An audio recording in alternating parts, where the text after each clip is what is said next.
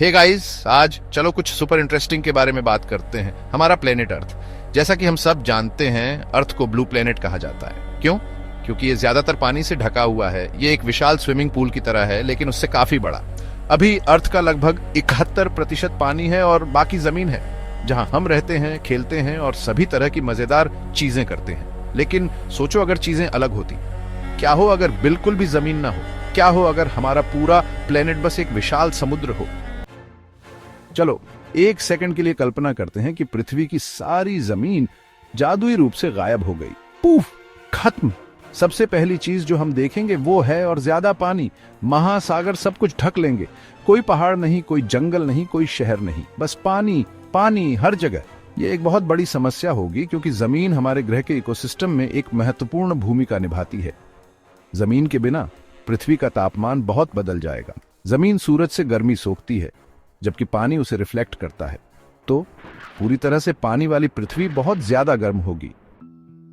अब आप सोच रहे होंगे, मछलियों का क्या? मछलियां जो पानी में रहती हैं, क्या वे पूरी तरह से पानी वाली दुनिया में खुश रहेंगी? वे खुश होंगी, है ना?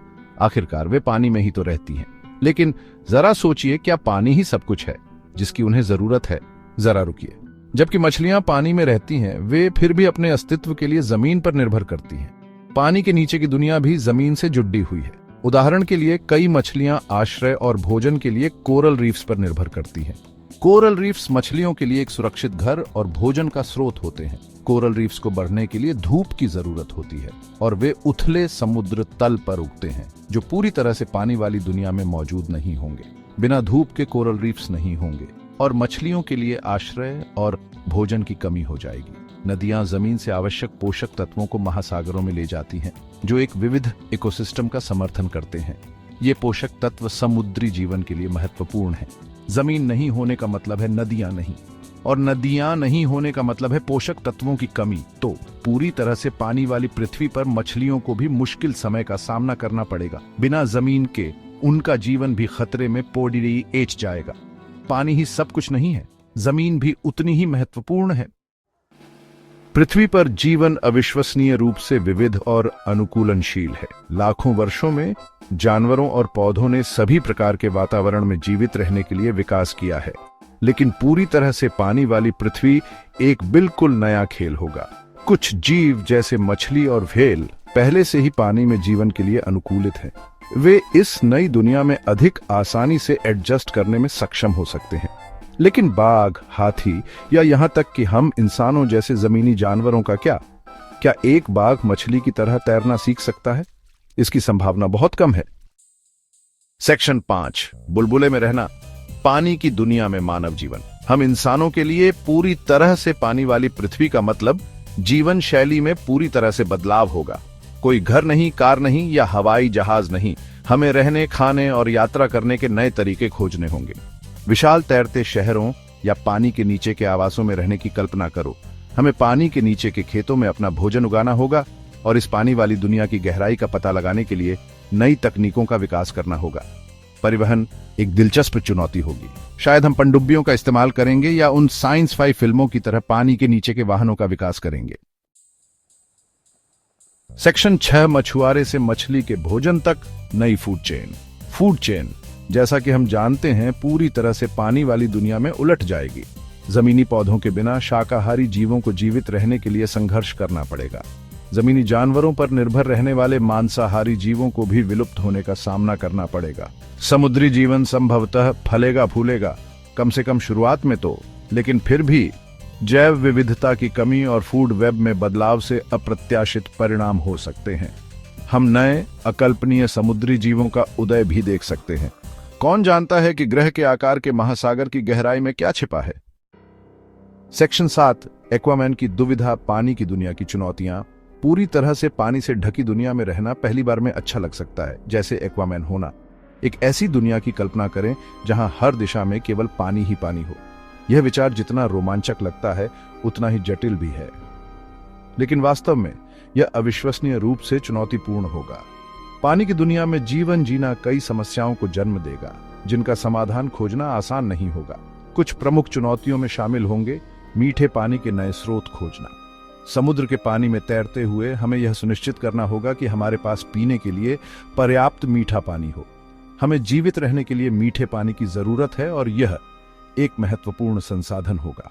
और बड़े पैमाने पर समुद्री जल से नमक निकालना यानी डिसैलिनेशन मुश्किल होगा। यह प्रक्रिया न केवल महंगी है बल्कि इसके लिए बहुत अधिक ऊर्जा की भी आवश्यकता होती है।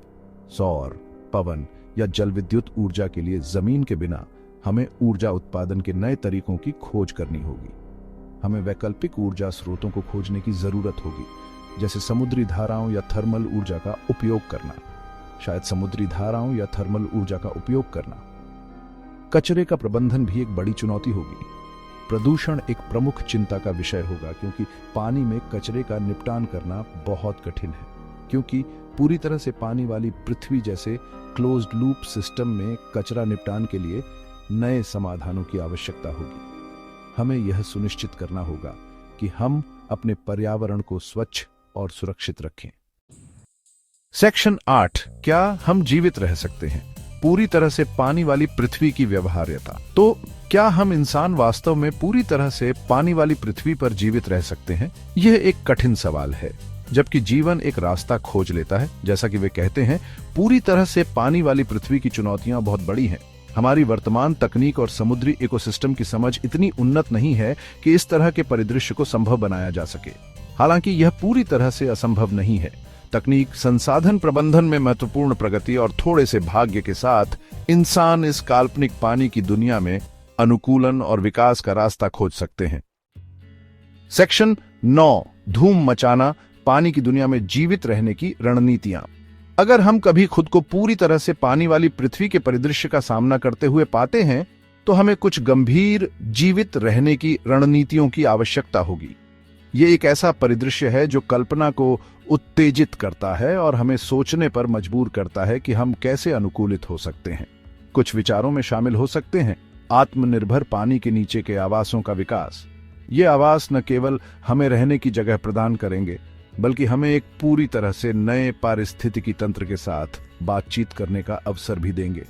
इन आवासों को अपनी ऊर्जा उत्पन्न करने, भोजन का उत्पादन करने और कचरे को रिसाइकल करने की आवश्यकता होगी, जबकि गहरे समुद्र के अत्यधिक दबाव का सामना करना पड़ेगा। पानी के नीचे की खेती और ऊर्जा उत्पादन के लिए नई तकनीकों का विकास करना होगा। समुद्री जीवों को आनुवंशिक रूप से संशोधित करना, यह एक और महत्वपूर्ण रणनीति हो सकती है। हम समुद्री जीवों को संशोधित कर सकते हैं ताकि वे हमारे लिए आवश्यक संसाधनों का उत्पादन कर सकें। हम मीठे पानी या अन्य आवश्यक संसाधनों का उत्पादन करने के लिए समुद्री जीवों को संशोधित करने की संभावना तलाश सकते हैं। इसके अलावा पानी को शुद्ध करने और पीने योग्य बनाने के लिए नई तकनीकों का विकास करना होगा। अंतरिक्ष की खोज भी एक विकल्प हो सकता है। अगर सब कुछ विफल हो जाता है तो अन्य ग्रहों का उपनिवेश बनाना हमारी एकमात्र आशा हो सकती है। हालांकि इसके लिए और भी बड़ी तकनीकी बाधाओं को दूर करने की आवश्यकता होगी। यह एक लंबी और चुनौतीपूर्ण प्रक्रिया होगी, लेकिन मानवता की जीवित रहने की इच्छा इसे संभव बना सकती है। पूरी तरह से पानी वाली पृथ्वी की संभावना एक आकर्षक विचार प्रयोग है, जो हमारे ग्रह की प्रणालियों के अंतर संबंध और हमारे पर्यावरण की रक्षा के महत्व पर प्रकाश डालता है। यह हमें याद दिलाता है कि हमें अपने ग्रह की रक्षा के लिए अभी से कदम उठाने की आवश्यकता है। जबकि परिदृश्य स्वयं बहुत कम संभावना है, यह जीवन की अविश्वसनीय अनुकूलनशीलता और चुनौतियों के सामने मानव सरलता के महत्व की याद दिलाता है। यह हमें प्रेरित करता है कि हम किसी भी परिस्थिति में जीवित रहने के लिए नए और अभिनव समाधान खोज सकते हैं।